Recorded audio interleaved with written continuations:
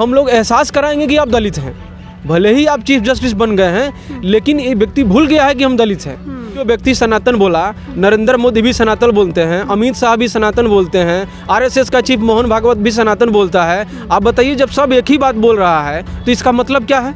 सब एक ही गिरोह का है। अधिकांश भाजपा के नेता बलात्कारी हैं, उनका लिस्ट बना करके हम दे सकते हैं।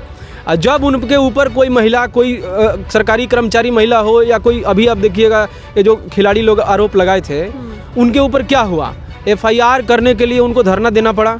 किसी भी मामले में अगर हारने वाली पार्टी कानून के दायरे से आगे बढ़कर हिंसा हमला का सहारा लेना शुरू कर दे तो अदालत का मतलब नहीं रह जाएगा। कल को जो हारे वो अपील करने की जगह मार पिटाई करना शुरू कर दे तो यह संस्था का पतन है, यह संस्थागत पतन हो जाएगा और उसके बाद कुछ बचता नहीं है। क्या लगता है? Religion has always been a matter of politics. ये आप मानिए ना मानिए, धर्म हमेशा राजनीति का हिस्सा रहा है। देश के सबसे बड़े न्याय मंदिर में जब सबसे बड़े न्यायाधीश पर हमला हो जाए तो सिर्फ एक व्यक्ति पर हमला नहीं, बल्कि एक पूरी संस्था पर, पूरी कानून व्यवस्था पर, लोकतंत्र पर हमला होता है। हम इस समय सुप्रीम कोर्ट ऑफ इंडिया में मौजूद है, जहां पर पिछले दिनों एक सबसे बड़ी, इतिहास की सबसे बड़ी घटिया को कह सकते हैं कि घटना को अंजाम दिया गया। धर्म की आड़ पर, सनातन के नाम पर सीजीआई पर जूता चलाने की कोशिश की गई। इस घटना का विरोध पूरे देश भर में हो रहा है, लेकिन वही एक तबका है जो इस घटना को सही ठहरा रहा है, सीजीआई को ट्रोल कर रहा है और तमाम तरीके की मीम्स सोशल मीडिया पर मौजूद है। देश के प्रधानमंत्री मोदी ट्वीट कर देते हैं, लेकिन सवाल यह है, क्या ट्वीट कर देने से पूरी तरीके से सीजीआई के साथ न्याय होता है? क्या उन तमाम लोगों की भावनाओं के साथ न्याय करता है जो लोकतंत्र में विश्वास करते हैं? अब क्या सवाल ये भी है, क्या यही नए भारत की तस्वीर है जहां पर न्याय देने की प्रक्रिया की जाती है, अब वहां पर भी नफरत फैलाई जाएगी और सनातन के नाम पर, धर्म के नाम पर जूते चलाए जाएंगे? तमाम वकील हैं, ये एक वो वर्ग है जो लगातार इस घटना की निंदा कर रहा है, आगे आ रहा है और सवाल देश की सरकार से कर रहा है कि आखिरकार एक्शन कब होगा। सर, चर्चा की शुरुआत आप ही से करूँगी। न्याय मंदिर में हम लोग खड़े हैं जहाँ पर लोग न्याय के लिए आते हैं। पिछले दिनों की घटना हम देखते हैं, सनातन का नाम लेकर के जूते चलाने की कोशिश, इस घटना को कैसे देखते हैं आप? देखिए, इस घटना को हम ऐसे देखते हैं कि ये संविधान को जो ये लोग ख़त्म करने के लिए ऐलान किया था पिछले चुनाव में, जो कि इन लोगों को सीट जब घट गया तो ये लोग अब मन महसूस रहे हैं, तो वे लोग बौखलाहट में इस तरीके का हमला कर रहे हैं। अगर इनका एक्चुअल में संविधान पर कब्जा कर लें तो आज जो दलित सीजीआई हैं यहाँ पर, वो नहीं होते। और इसी फ्रस्ट्रेशन में जब सीजीआई ने, प्रधानमंत्री मन की बात कर सकता है और सीजीआई अपने मन की बात अगर कहीं बोले, वो भी एक लीगल वे में बोले, वो कहीं भी ऐसा कमेंट नहीं किए हैं जो किसी को हानि पहुंचाया है लीगली, तो उसके ऊपर आपको अगर असहमति था तो आप लीगली जो है इसमें आ सकते थे कोर्ट में और उनसे जवाब भी ले सकते थे, उनको जो भी लीगल प्रोसेस है उसके हिसाब से, बिल्कुल। लेकिन चूंकि मीटिंग ये लोग किया, भाजपा, आरएसएस और तमाम जो गिरोह है, और मीटिंग करके ये लोग डिसाइड किया कि हम लोग एहसास कराएंगे कि आप दलित हैं। भले ही आप चीफ जस्टिस बन गए हैं, लेकिन ये व्यक्ति भूल गया है कि हम दलित हैं, इसलिए उन्होंने ऐसा हमला करवाया। आप कह रहे हैं ये आरएसएस और बीजेपी द्वारा करवाया गया प्लान्ड एक्ट है, एकदम सुनियोजित तरीके से हमला करवाया गया है। और ऐसा मैं इसलिए कह रहा हूँ क्योंकि अभी तक आप देखिएगा आरएसएस के तरफ से या बीजेपी की तरफ से ऑफिशियली इस पर कोई निंदा नहीं हुआ है और कोई कार्रवाई की मांग नहीं हुई है। पीएम मोदी ने तो ट्वीट किया, उसमें काफ़ी गुस्सा भी दिखाया, काफ़ी नाराज़गी भी दिखाई। ये हम पहली बार आपसे सुन रहे हैं कि उनके ट्वीट में भी आपको गुस्सा दिखा। मतलब मुझे तो बर्दाश्त नहीं किया जाएगा। मुझे तो चेहरे पे गुस्सा दिखता है, आपको ट्वीट में भी गुस्सा दिखा, ये बात अलग है। मैं ये कह रहा हूँ कि वो व्यक्ति ऑफिशियली अपने ट्वीट के द्वारा अनाउंस करके तमाम भाजपा गिरोह को, आरएसएस गिरोह को ये सूचना दिया कि देखो हमने हमला करवा दिया है।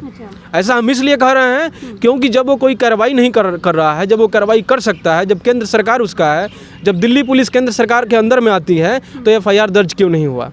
आप देखिएगा, जब कंगना रनौत पे एक वो भी कर्मचारी ही थी, सरकारी कर्मचारी ने एक तमाचा मारा तो उसके ऊपर कार्रवाई हो गई।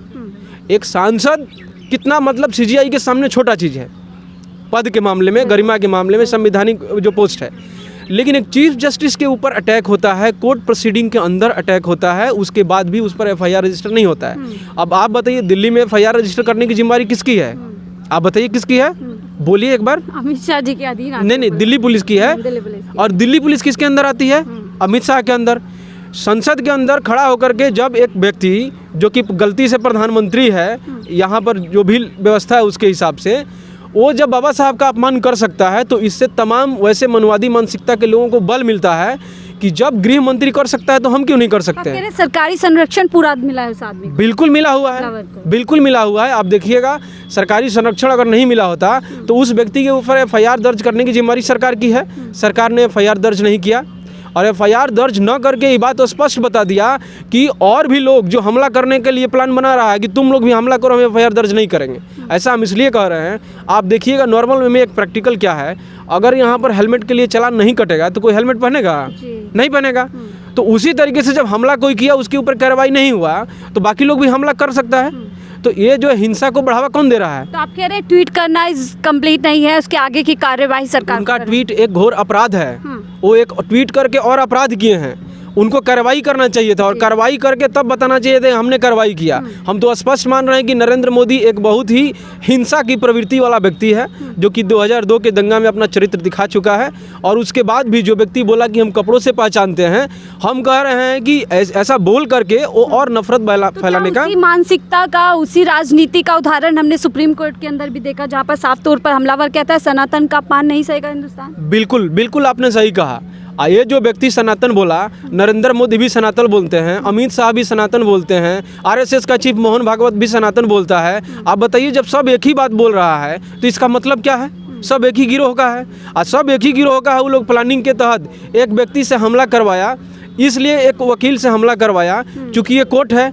अगर कोई दूसरा हमला करता तो उसके ऊपर हो सकता है कि यहाँ के वकीलों की जो हुजूम थी वो हमला कर सकती थी। इसलिए प्लान्ड वे में और पूरा सुनियोजित तरीके से, और मुझे तो ये भी शंका है कि उस व्यक्ति को इसके लिए मुआवजा भी दिया गया होगा।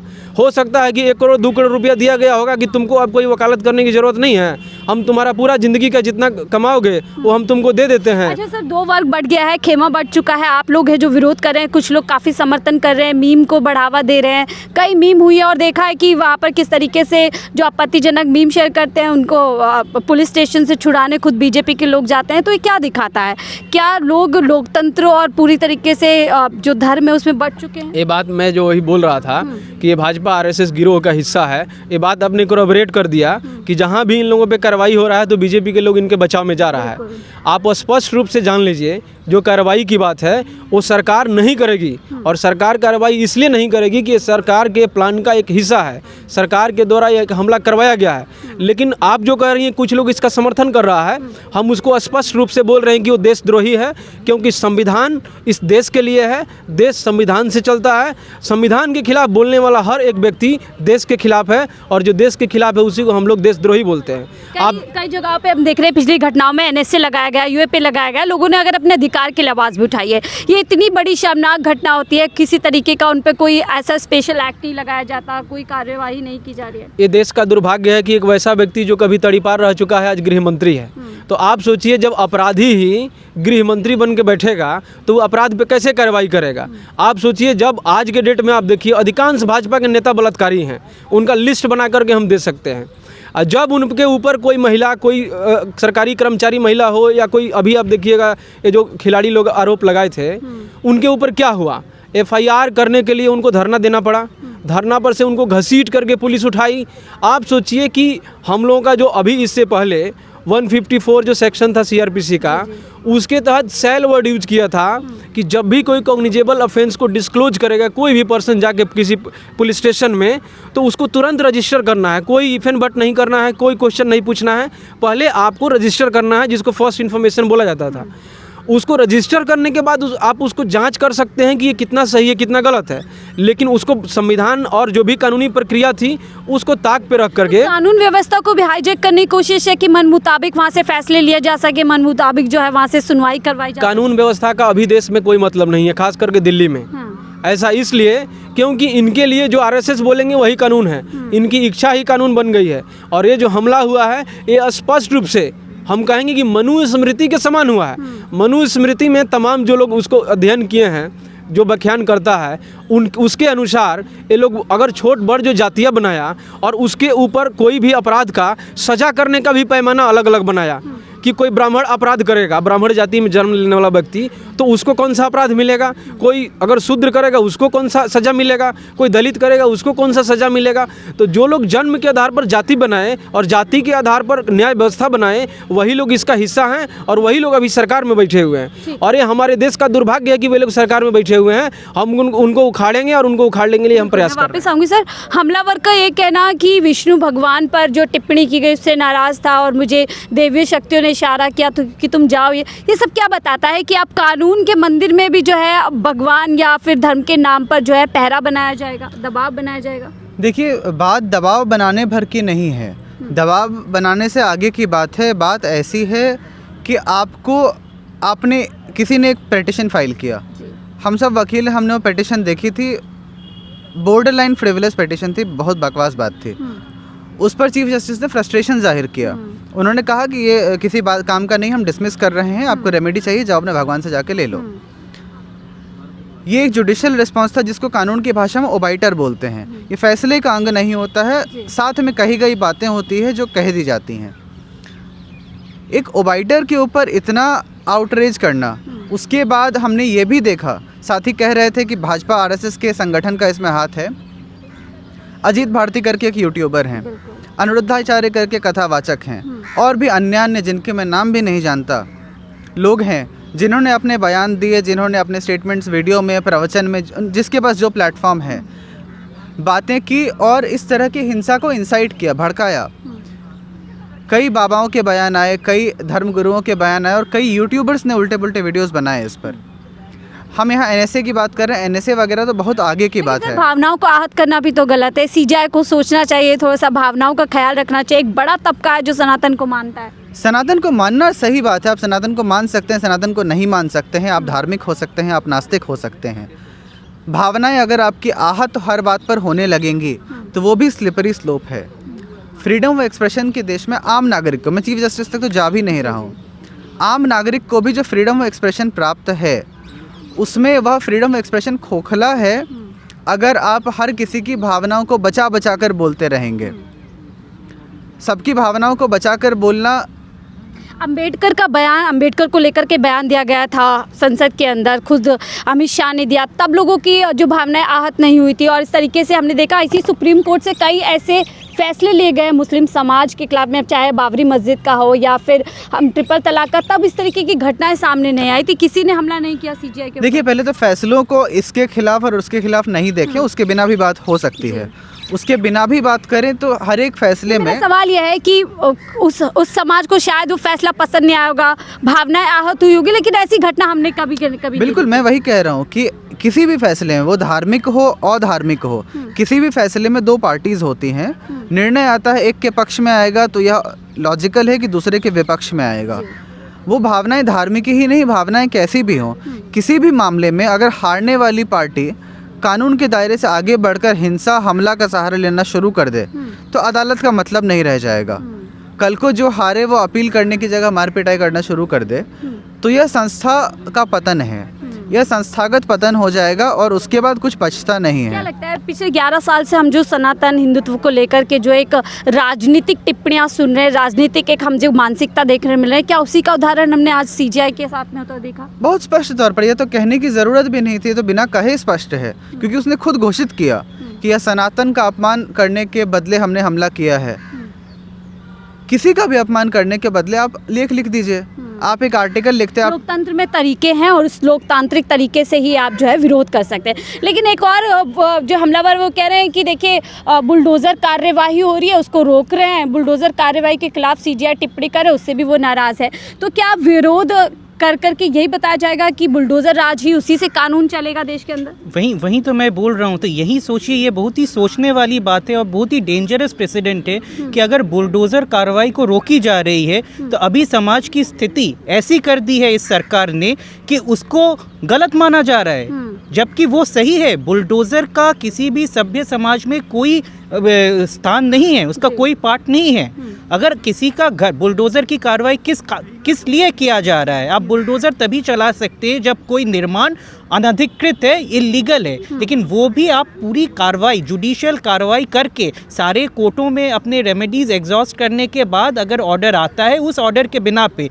ना कि किसी नेता मंत्री के विम्स एंड फैंसीज़ में, तो ये अगर हो रही है और इसको कोई रोक रहे तो इसमें तो कुछ गलत नहीं है। लेकिन जिनको उसमें गलत लग रहा है वो सरासर एक बहुत ही फाशिस्ट मानसिकता के लोग हैं, एक बहुत ही अराजकीय मानसिकता के लोग हैं, और वो बहुत ही इस हमारे देश के लोकतंत्र के लिए एक डेंजर का एक रूप ले रहे हैं। क्या आस्था और सनातन की आड़ पे एक समाज को टारगेट किया जा रहा है और जिससे सीजीआई भी नहीं बच पाए? देखिए, religion has always been a matter of politics. ये आप मानिए ना मानिए, धर्म हमेशा राजनीति का हिस्सा रहा है।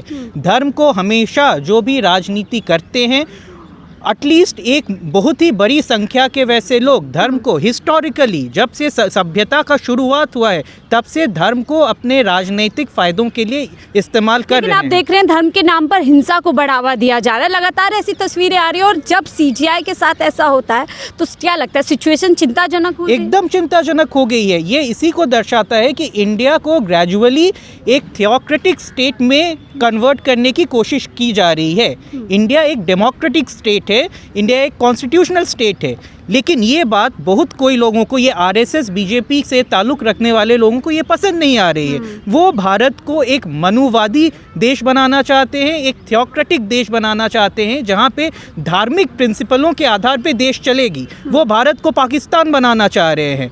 वो भारत की और भी भारत जैसे ख़त्म हो जाए, भारत का जिससे अवनति हो, उसका वो भावना के नाम पर इस तरीके से अटैक कर देना सीजीआई को, किसी और कम्युनिटी की तरफ से हमने आता नहीं देखा, किसी और भावना या हम कह सकते हैं जो किसी धर्म में विश्वास करते हो, हमने ऐसा आज तक नहीं देखा। इसी को तो रूल ऑफ मेजॉरिटी कहते हैं ना। India is gradually becoming a majoritarian state under the ages of the present government. ये इसको एक मेजॉरिटेरियन स्टेट, एक थियोक्रेटिक स्टेट बनाने की कोशिश करी है, जो कि बहुत ही डरावनी है, जो कि बहुत ही चिंताजनक है। लेट गो कर रहे हैं सिचुएशन को, ये क्या लग रहा है, मजबूरी है उनकी? देखिए, उस पे मैं टिप्पणी नहीं कर सकता, लेकिन मुझे जो लग रहा है ये उनका बड़प्पन है। वो अपने पोजीशन की डिग्निटी को मेंटेन कर रहे हैं, ये उनका ग्रेस है।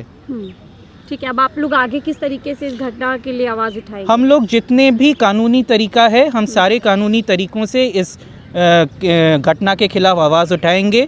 हम कानून का सहायता लेंगे। हम अगर ज़रूरत पड़े हम इसके लिए लेख लिखेंगे, अखबारों में लिखेंगे, हम इंटरव्यूज़ देंगे। यानी लोकतांत्रिक तरीके से विरोध जताएंगे, ना कि उन वरिष्ठ वकील के लिए जिनको वकील भी अब कहना नहीं है, हालांकि उनको अब लाइसेंस वगैरह सब रद्द कर दिया गया है। लेकिन सवाल यह है क्या सिर्फ इतनी कार्यवाही पूरी तरीके से पूरक होती है? लेकिन सीजीआई के ऊपर अटैक करने के जिस तरीके की घटना हम सब ने देखी, इसकी निंदा तो हो रही है, लेकिन एक्शन होता हो कहीं नज़र नहीं आ रहा है। पूरी तरीके से एक तबका है जो इस घटना को पूरा समर्थन दे रहा है, ट्वीट कर रहा है, सीजीआई का विरोध कर रहा है, लेकिन ये तस्वीर और ये घटना बहुत कुछ जो है कहीं ना कहीं दिखाती है। हम इसी पर चर्चा करें, इसको लेकर के तमाम वकीलों ने आज सुप्रीम कोर्ट में जो है विरोध अपना दर्ज कराया। सर, आप लोग कैसे देख रहे हैं इस घटना को?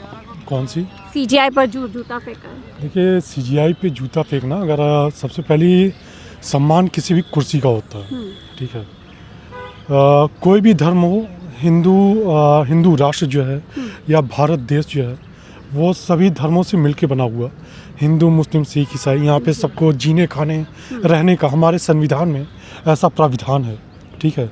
और जब किसी भी संवैधानिक पद की हम शपथ लेते हैं, या चाहे वो चीफ जस्टिस हो या जस्टिस हो, तो हम उस शपथ में ये भी लेते हैं कि सभी धर्मों के प्रति हम समानता रखेंगे, ठीक है। तो ये खुल के ये बात, जैसे कहीं पे भी अगर मंदिर का मामला आया, मस्जिद का आया, या किसी से भी रिलेटेड अगर कोई मामला है, तो वो कोर्ट में ही आता है, ठीक है। कोर्ट उसका संज्ञान लेती है, कोर्ट उसका फैसला करती है। तो बिल्कुल ये नहीं कहना चाहिए था कि भगवान से जाकर पूछो, ठीक है।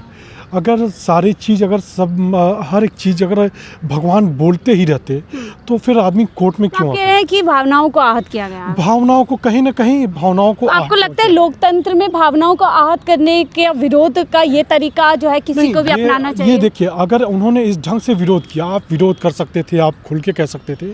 वो कुर्सी पे बैठे हुए हैं, ठीक है, उस कुर्सी को लोग पाना चाहते हैं, उस कुर्सी की लोग इज्जत ऐसे करते तो हैं। अमित शाह ने देखिए संसद के अंदर अम्बेडकर वादियों का मजाक उड़ाया, अम्बेडकर करते हैं, किसी ने विरोध इस तरीके का रास्ता नहीं अपनाया, सबने विरोध जताया था लोकतांत्रिक तरीके से। देखिए हम बिल्कुल हमारे संविधान में एक लोकतांत्रिक तरीके से विरोध जता सकते हैं, लेकिन किसी भी तरीके से अगर वो सर्वोच्च पद पे बैठे हुए हैं, एक संवैधानिक पद है, वहाँ पे लोग जाने के लिए न जाने कितनी प्रयास करते हैं, फिर भी असफल हो जाते हैं। सबका सपना होता है कि उस कुर्सी को पाने के लिए, तो ये इस तरीके का विरोध मानते हैं कि गलत हो सकता है, लेकिन उनका विरोध करने का तरीका कुछ और ऐसे तरीका। तो फिर सबकी यही भावनाएं आहत हो जाएंगी, कल को अम्बेडकरवादी अमित शाह पे जूता फेंक सकते हैं, कुछ और कर सकते हैं, क्या आप किसको? मैं टोटली इस बात को, मैं क्या कह रहा हूँ आप उस बात को समझिए, ये जूता, मैं ये भी कह रहा हूँ कि वो जूता न फेंक करके किसी और तरीके से। लेकिन मेरा सवाल ये है सर, भावनाओं पर अगर इस तरीके से लोग पूरी तरीके से उकसाती हो जाएंगे या फिर वायलेंट हो जाएंगे,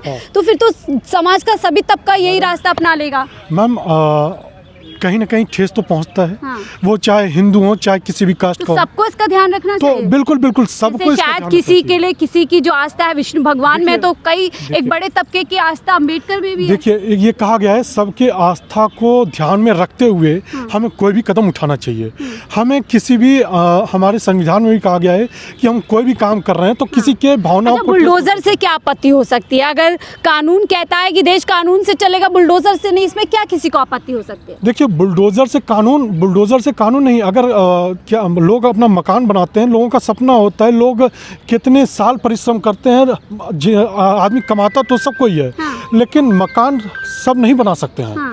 मकान लोगों के लिए बनाना वही आजकल कह एक रही हूँ ना, सपना अगर होता है। सीजीआई ने एक बयान दिया कि देश कानून से चलेगा ना कि बुलडोजर राज से, तो इस पे हमलावर को क्या आपत्ति हो सकती है? क्या वो बुलडोजर कार्यवाही को चाहते हैं, देश में चलती रहनी चाहिए? नहीं, बुलडोजर कार्यवाही को नहीं चाहते हैं, सबका सपना होता है अगर कोई आदमी गलती है, अगर किसी ने गलत किया है तो उस गलत व्यक्ति को सजा मिले ना, न कि उसके परिवार, उसके बच्चे, जिसका एक सपना है, क्योंकि ये न जाने कितनों को बेघर कर देता है, कितने सिर के ऊपर से छत रुकना चाहिए ना, ये रुकना चाहिए, यही सीजीआई ने बोला। ये रुकना चाहिए। हमलावर कह रहे हैं कि उन्होंने बुलडोजर के खिलाफ टिप्पणी दी, बुलडोजर को रोकने के लिए, इसलिए भी मेरी नाराजगी थी। नहीं, ये उन्होंने सही कहा, क्योंकि अगर किसी कोई पर्टिकुलर व्यक्ति है जिसने ये ऐसा कार्य किया है कि उसको सजा मिलनी चाहिए, तो हम उसकी सजा किसी और को तो नहीं दे सकते ना।